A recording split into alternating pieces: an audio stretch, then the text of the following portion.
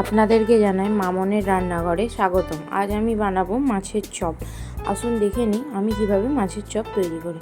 প্রথমে একটি কড়া গরম করে তাতে জল দিয়ে দেবো মাছটাকে আমি সেদ্ধ হওয়ার জন্য। আমি এখানে রুই মাছ নিয়েছি, আপনারা যে কোনো মাছ নিতে পারেন। লবণ আর পাতিলেবুর রস দিয়ে আমি মাছটাকে ভালোভাবে সেদ্ধ করে নিয়েছি। মাছটাকে এপিট ওপিট উল্টিয়ে পাল্টিয়ে দেবেন। মাছ ভালো মতো সেদ্ধ হয়ে গেলে বাকি কী উপকরণ লাগছে আসুন দেখে নিই। প্রথমে লাগছে আলু সেদ্ধ, লাগছে কোঁচানো পেঁয়াজ, জিরে গুঁড়ো, কাশ্মীরি লঙ্কার গুঁড়ো, ধনে গুঁড়ো, কাঁচা লঙ্কা কোঁচানো, আর লাগছে সেদ্ধ করা মাছ, আর লাগছে গরম মশলা, লবণ, হলুদ, ধনেপাতা কুচি, আদা রসুনকে আমি থেঁতো করে নিয়েছি। এরপরে আমরা মাছের কাঁটাটাকে ভালোভাবে ছাড়িয়ে নেব। আপনারা যে কোনো মাছ নিতে পারেন, আমি এখানে রুই মাছ নিয়েছি। আপনারা আপনাদের পছন্দ মতো মাছ এখানে ব্যবহার করবেন। আর চেষ্টা করবেন মাছের পেটিটা নেবার, তাহলে কাঁটাটা ছাড়াতে খুব সুবিধা হয়। মাছের কাঁটাকে ভালোভাবে ছাড়িয়ে নেব।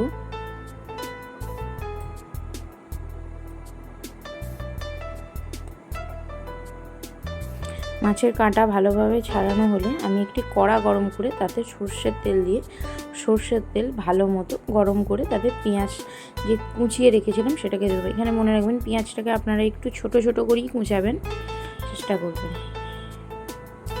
পেঁয়াজটাকে একটু ভালো মতো ভেজে নেব।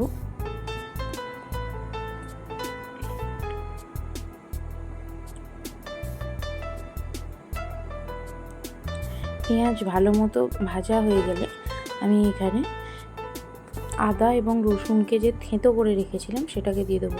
আপনারা পারলে খুব ছোট ছোট করে, একদম ছোট ছোট করে কুচিয়ে নেবেন, আর না হলে থেঁতো করেই দেবেন। এখানে পেস্ট ব্যবহার করবেন না, টেস্টটা অতটা ভালো হবে না। এরপরে আদা রসুনকে একটু ভেজে নিয়ে এখানে একে একে গুঁড়ো মশলাগুলো দিয়ে দেবো। জিরে গুঁড়ো, ধনে গুঁড়ো, কাশ্মীরি লঙ্কার গুঁড়ো,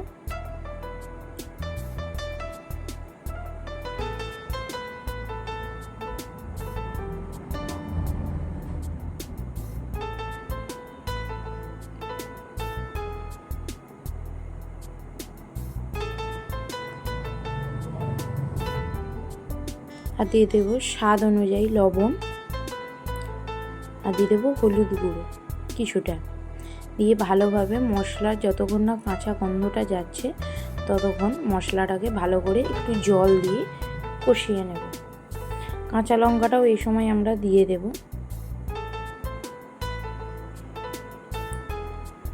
মশলার কাঁচা গন্ধ চলে যাওয়ার পর ভালোভাবে যখন দেখবেন মশলা থেকে তেল ছেড়ে গেছে তখন আমরা এই সেদ্ধ করে নেওয়া মাছটাকে এখানে আমরা দিয়ে দেব। সেদ্ধ করে নেওয়া মাছটাকে দিয়ে মশলার সাথে কিছুক্ষণ ভেজে নেব।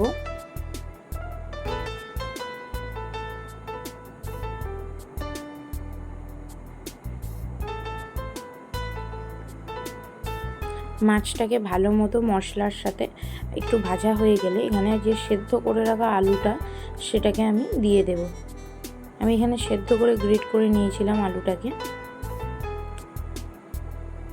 আমি এখানে দুটো মতো মিডিয়াম সাইজের আলুকে নিয়েছি। এরপরে ভালোভাবে মাছের এবং মশলার সাথে আলুটাকে ভালোভাবে মেশাবো। এরপর কড়া থেকে যখন দেখবেন যে মশলা, আলু, মাছ সব একসাথে মিশে গিয়ে ছেড়ে যাচ্ছে, সেই সময় কিছুটা গরম মশলা আমি দিয়ে দিয়েছি।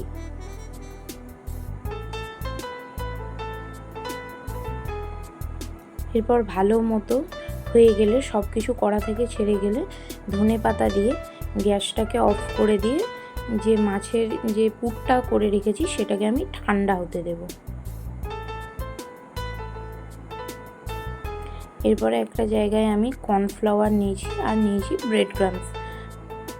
কর্নফ্লাওয়ার এবং ব্রেড ক্রাম্বসে দুটোতেই আমি কিছুটা গোলমরিচ এবং লবণ দিয়ে দিয়েছি।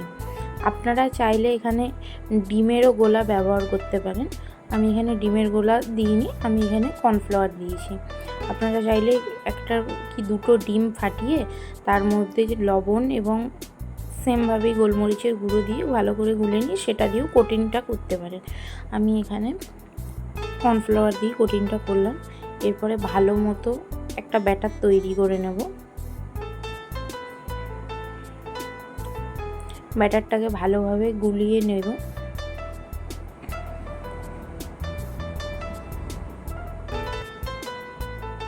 দেখবেন কোটিংটাই মানে ব্যাটারটাই যেন কোনো রকম কিছু না দানা থেকে থাকে, পুরো ভালোভাবে মসৃণ একটা গোলা তৈরি করে। এরপরে মাছের পুর কিছুটা করে নিয়ে হাতের সাহায্যে আমি একটা শেপ দিয়ে নিয়েছি। আপনারা আপনাদের পছন্দ মতো শেপ দেবেন। আপনারা চাইলে চ্যাপটাও করতে পারেন, গোলও করতে পারেন, আবার এইরকম লম্বাও করতে পারেন। আপনারা আপনাদের মতো সেটা দেখে করবেন।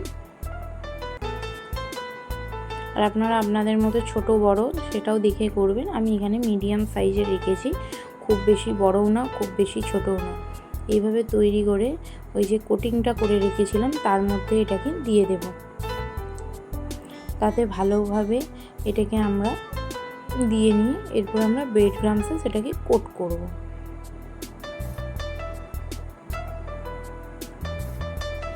আমি এখানে ডবল কোটিং করেছি, আপনারা চাইলে সিঙ্গেল কোটিংও করতে পারেন, তবে ডবল কোটিং করলে জিনিসটা খুব মচমচে হয় এবং টেস্টটা খুব ভালো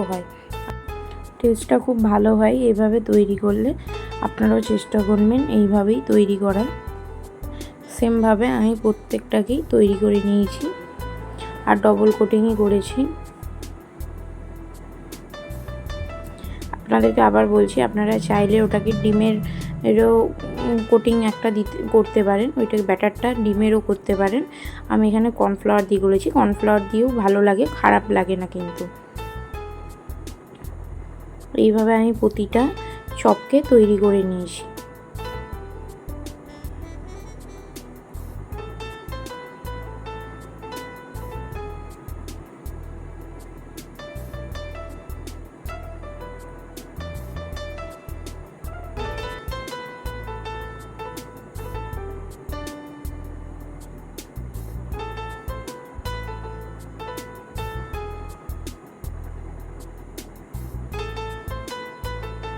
এইভাবে প্রতিটা চপকে তৈরি করে আপনারা কম করে 1 সপ্তাহ মতো ফ্রিজে স্টোর করেও রাখতে পারেন, একটা এয়ার টাইট কন্টেনারে করে।